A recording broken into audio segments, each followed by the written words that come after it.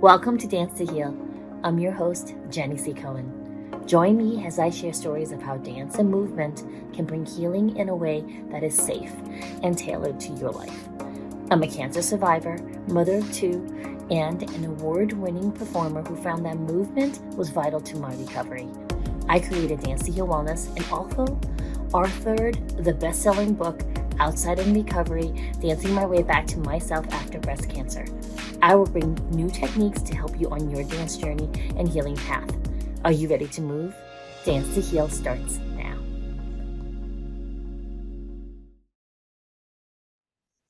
Thank you so much, Fabiola, for coming. My pleasure. I am very excited to introduce this audience to your journey to the heart of the Andes. First of all, will you tell us a little bit about your film? Well, the film was an inspiration from the Spirits of the Mountains. Back in 2021, I received this message, at the end actually of 2020, received this message from the Spirits of the Mountains, who I have become connected with. And they asked me to go out to the Andes and film this documentary to share with people. And it was very, very surprising because I have never experienced a download of that magnitude because it felt like lightning hitting my head. And and I trusted the message. I called my husband and shared it with him, and he was on board, which really surprised me because there was no hesitation. And then we put a team together and we went on this journey, which I didn't know it was going to be a healing journey for me, for all of us actually that participated. And little by little, we started interviewing several people that live in the Andes and that have a very intimate contact with the earth, with Pachamama, as we call it there. And they work day in and day out with the dirt, with either making ceramics, cultivating potatoes, running a hotel, in the Sacred Valley, or people that will play music, people that will go dance and present despachos, offerings to the mountains. And we got to interview all these people and to really understand what it was to be in connection with the earth, how our ancestors knew to have that relationship of having nature participate in the success of your crops and the success of your life and the inspiration that we need every day in our lives. So it was very fascinating to go on this journey and at the same time understand that the best way that we can heal ourselves is by becoming part of nature, by bringing those elements into ourselves and being one with nature. And that's something that we've forgotten, that we are one with nature and we come from there. I'm getting chills as you speak your words of extremely simple yet truthful wisdom. Thank you. Before I was start before I was destined to start my chemotherapy, destined. Mhm. I made my doctors delay it a week because we were about to go on our RV trip, our family trip, and I needed to be by the beach. I had this call. Like, it's okay. It doesn't matter the dangers of delaying. My doctors were really upset. And I was like, I don't care. First of all, I need to have that connection with my family. And Right. second of all, when I was first told about my diagnosis, there was a delay of about 2 weeks. And I started doing research, and it was very clear for people who are going through illness, you must be connected with nature. It is imperative. Correct. That's very true. Because part of the disease of any disease of this harmony has to do with that you got out of the flow in some ways, right? Or there was a genetic predisposition that got triggered because of that disharmony. So returning to that flow, the natural flow of things is very, very important because in the Western world, we've learned to push forward all the time and not rest, give us a break, not go with the flow of things, the flow of nature. And when that happens, that's when this ease happens. The lack of ease in life happens. So being in the rhythm of nature is very, very important. Explain to us, how does one know? Is there signs you would like us to, besides audience, if you're hearing or seeing this, it's meant for you to explore this option, just so you know. We will get to how you can apply for the trip. However, some of us a little bit more analytical. I can already hear some of them asking, well, how do I know this trip is for me versus that trip to the beach you're talking about, Jenny? How does one know, Fabiola, that this is something at this time we need to be exploring? Something that perhaps you don't know about me is that I am a scientist. I have an advanced degree in science. I'm a biologist. And there was a time in my life when I realized that I didn't want to have a relationship with Mother Earth that was only logical. I wanted to have a relationship that was very balanced, that my both sides of my brain, my right brain, my logical brain, and my intuitive brain could have a relationship with Mother Earth. So if that's something that you're looking for in your life, that balance of not only your go-getter, but also your listener, listening and getting back into that flow that we were talking about, then this is something for you. And if you believe that everything is alive, like the people in the Andes do, that the rocks are alive, the mountains are alive, or at least you want to explore that possibility, this might be a trip that will teach you more about what these mountains that are very much alive for us are about, and also what messages they have for you. In the Andes, we believe that when we're born, we have a grandfather or grandmother mountain that welcomes us into the world. So having that guidance of that mountain in your life is so important, to back you up when you need it and to connect with that spirit of nature that we're meant to have. Oh, you're making me so emotional right now. A lot of us don't have that, Fabiola. Really, honestly. Very, very, you're, if you're listening and you have that stability of a mountain of grandparents and direct contact, you're very blessed. A lot of us don't. A lot of us struggled with it or had very humanly flawed adults in our lives as children, right? And so you're basically inviting us, right, to take matters into our own hands by if we do this trip, it's reconnecting us with that strength that's just waiting for us. Absolutely. The main tool of the shaman, which I am a shaman, is the journey. When you talk to a shaman, the first thing that they tell you is, what is that you need to do? Let's go on a journey, they say.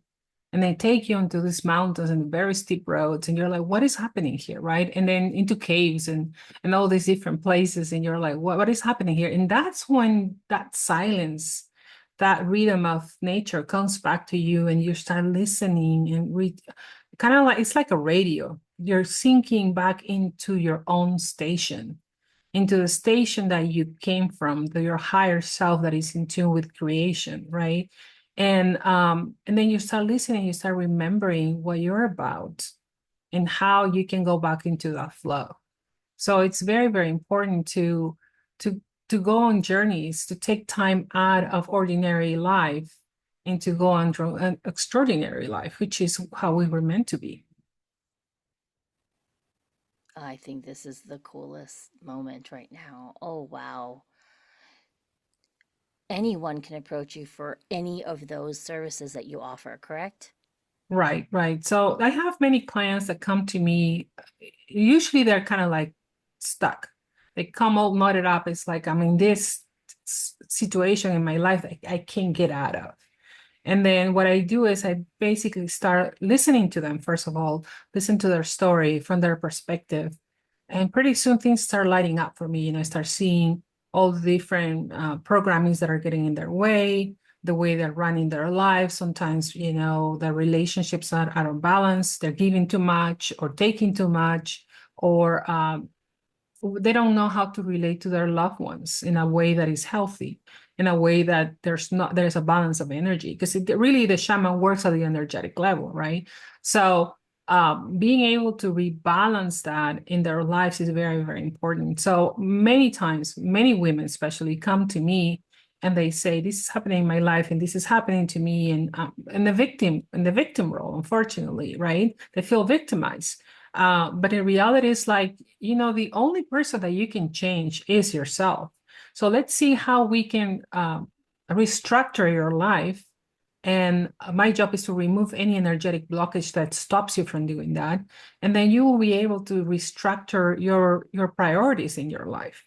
And pretty soon they start realizing, oh my gosh, I didn't realize that I was creating this sort of monsters in my life because I was enabling people because of my behavior, because I wanted to be loved, accepted, and the perfect wife or the perfect mother or the perfect whatever, right? And then we need to start erasing those ideas of who they thought they were to not erasing, but removing them and bringing new light and new energy for them to create somebody that they want to be.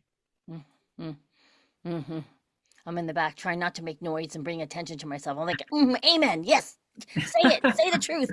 Yeah. And it happens to men and women, not only to women, but I think women are more up to changing their situations more than men. Men are more like, yeah, I'm okay, and it's not, they're not okay. They're So not. And so oftentimes, if I may share my story of how I explored a lot of different things in the past that I don't use anymore, and my husband uses it now in his mindset work, which is pretty interesting. You know, if we lead by example, because most of the time, even if the family isn't overtly aware of it, the mother or the female figure or the motherhood perfect person, even if it's the father, is the centerpiece. So any change there pulses outward to the rest of the family, correct? absolutely. I try to live in my life with no drama. If I am not living in drama, then my family is not living in drama. Because it's like I'm setting the example for them, right? So of course they can have their own relationships and they have to live their own path, their own life. But if I go and I don't create any drama, then everybody will be like, there's nothing to pick on, really, right? It's like when you have an argument in a room, if you decide not to argue and leave the room, there's no argument, right? So if you don't bring drama into your family, there won't be any drama. Oh, I love You know that. what I'm saying?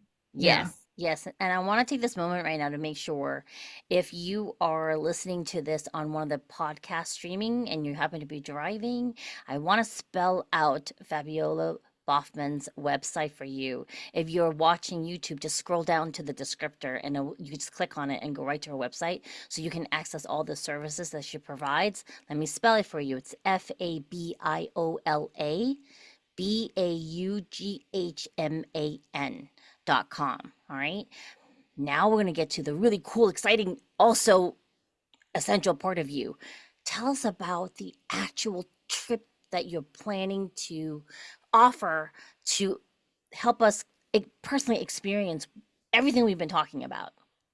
Yeah, one of the messages that I received from the mountains in one of my trips was that it was very important for me to start taking people to the mountains. And the reason why is because the mountains are like antennas for the universal love.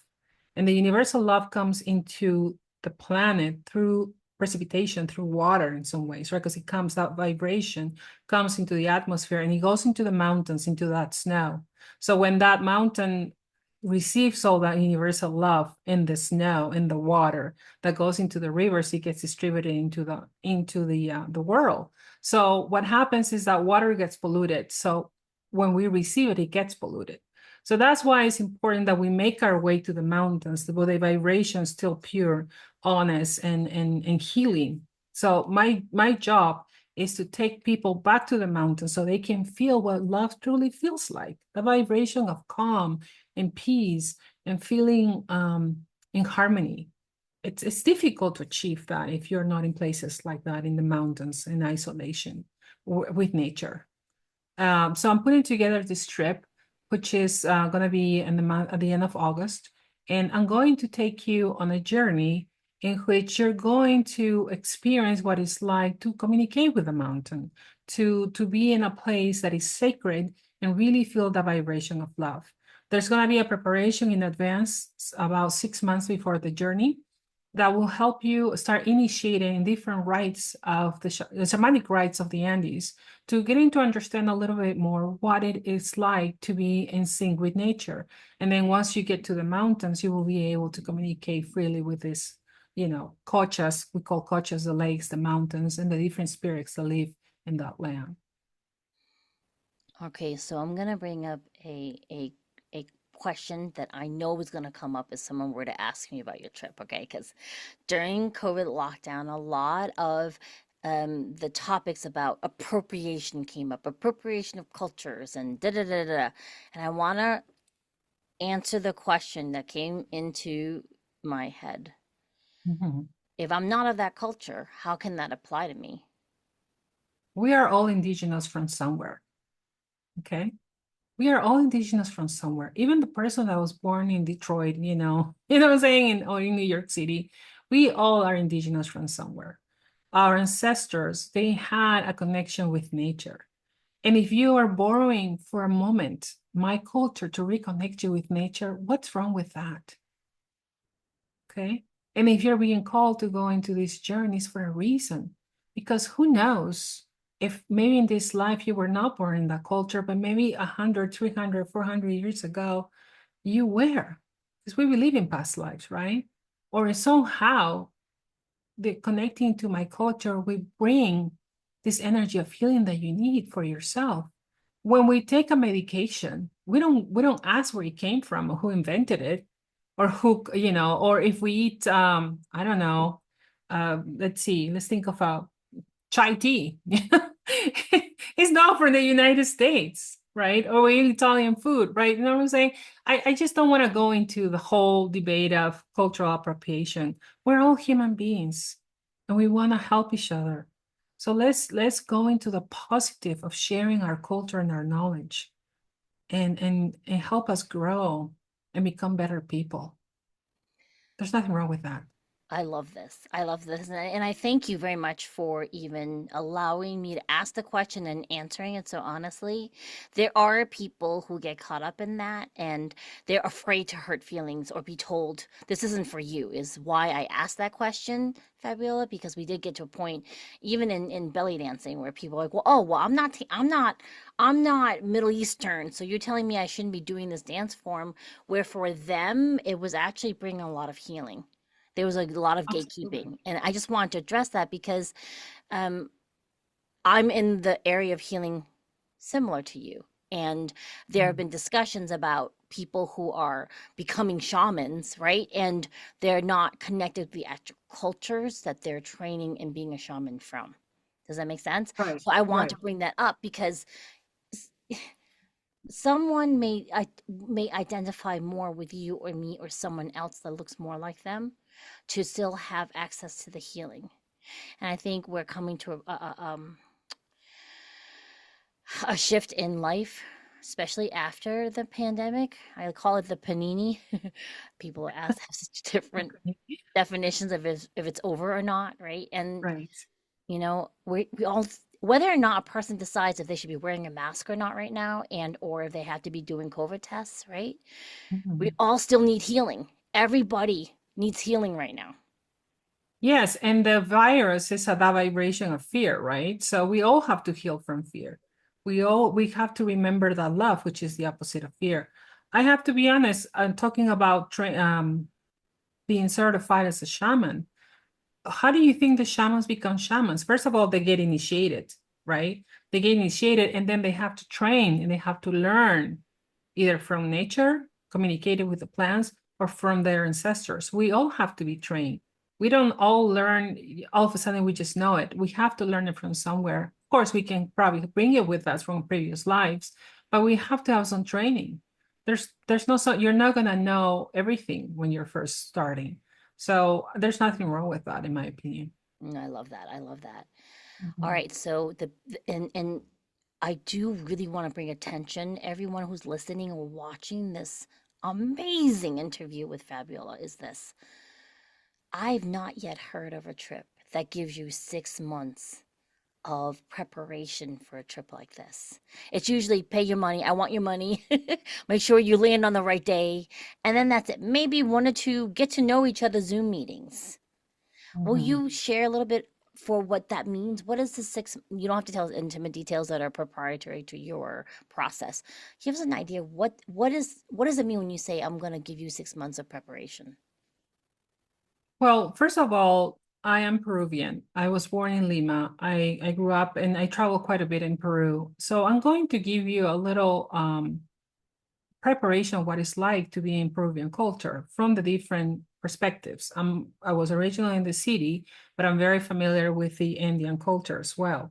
So this is something very unique that people don't explain to you what it means to be a Peruvian, what it means to be in Peru, and the challenges that we face every day. At the same time, we have a very rich history that goes back many centuries, right? And our culture is a result of that blending of the Spanish with the indigenous culture. So we have this population that is mestizo.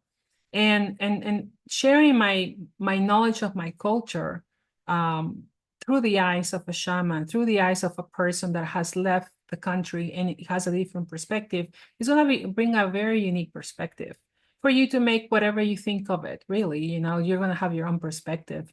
And then on top of that, you will be initiated, you will receive some energetic activations, let's call it, before you get to Peru. So when you get there, your third eye, your chakras, your energetic field will be prepared to have that open communication with the mountains, which wouldn't happen if you just went there, got on a plane, and okay, show me what to do. It just wouldn't happen. But if you're prepared and your third eye is already activated and already you're learning to see and you're already in tune with those mountains, it will become so much easier. My job, it's not the money. My job is my purpose, which is to take people to the mountains so they can reattune to that vibration. I cannot reattune you correctly if you're not prepared. Oh, more chills. Being a belly dancer and being told and being not told, having access to this living art that is you, Fabiola, right? You're this living culture and living evolving art. And then you're being so open and inviting is basically what I asked for in the world. We need more of things like this. Which airport are they flying into, and kind of how long is the flight usually from the US? Well, depends on what part of the year you're flying. I fly from Reno, for instance. So from Reno is approximately 13 and a half hours if you fly to LA. And then you take an 8.5 hour flight from LA to Lima. And if you do the Lima portion, you will stay there for a few days. We'll fly over the Nazca lines and then come back to Lima. And then we fly to Cusco. Okay. And then we'll have to fly to the Cusco airport. So basically, those are the two airports that we will be flying out of or into. Okay. Cool. And then in terms of clothing, what does one wear for a trip like that in August? That is a very good question. August is winter in Lima. Okay. But it's actually quite warm in the Andes. So you have to pack it all, including your swimming suit. So. Got it. So you get all the seasons in this trip. Yeah, it's not as extreme as we're not gonna be camping in a tent in Ausangata 15,000. No, you use, warm jacket, beanie, gloves, just in case for the chilly nights. But it's, in Lima it's gonna be winter. So probably, but definitely will not pack summer clothes, but layers for sure. Oh, I love that. This was specifically for people who would get caught up in those details. I'm like, I'm gonna clear the entire all your questions will be answered, so you won't have an excuse, right? Oh, well, I don't have the clothes. You have the clothes. It's not a super cold winter parka type of area for you. Don't worry. No, it's not. It's not. If you were going to sleep, camp in a tent, then and it gets really cold, yes, of course. But no, I don't think so. Okay. All right. Great. Yeah. So folks, remember FabiolaBaughman.com, FabiolaBaughman.com. This is where you want to go to start your application process. You're going to offer, right, a pay in full special pricing until end of January. Correct. Great. So make sure if you're hearing this podcast before end of January, get that application in. And then Fabiola, on the small chance you're hearing this, because my podcast will be on forever, and they're hearing this podcast like in February, March, they should still apply, correct? Absolutely. Yes, absolutely. And there are going to be two add-ons. The Lima portion is going to be an add-on, and also the Ausangate Coyote portion, which is the high Andes, is going to be an add-on. So if you feel that maybe the altitude is going to be a challenge for you, that's a portion you don't want to do. but there's options. So you can make it as long as you want, 17 days, 10 days, or 15 days. Wonderful. And don't forget to also tune into Journey of the Heart of the Andes, the film. Where is that available, Fabiola? That is available in kinema.com, KINEMA.com.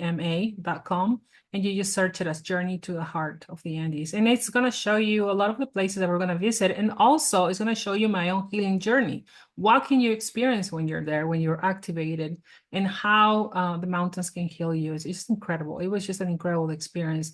And I want to share that with you because it really was a healing that I never expected to happen. And yeah, the mountains in Peru are incredibly powerful. That's amazing. We will be sure to include the link to that website in the description so you can have access to it. I think this is going to be a powerful part of anyone's journey into understanding of how healing this journey that you went on, Fabiola, that we can all now have access to. Thank you so Absolutely. much for coming today. It was such a pleasure. I can't wait. Your trip is now on my list of things to do. I'm going to tell you right now. We will continue to offer this trip. So this is a unique opportunity. So thank you so much for this Thank opportunity. you. Thank you. We'll see you next time, everybody. Bye-bye. Thanks for listening to Dance to Heal with Jenny C. Cohen. Come back next time to hear stories of recovery through movement and learn more ways that you can move your body. To work with me and continue your journey, visit OutsideInRecovery.com. Are you ready to move?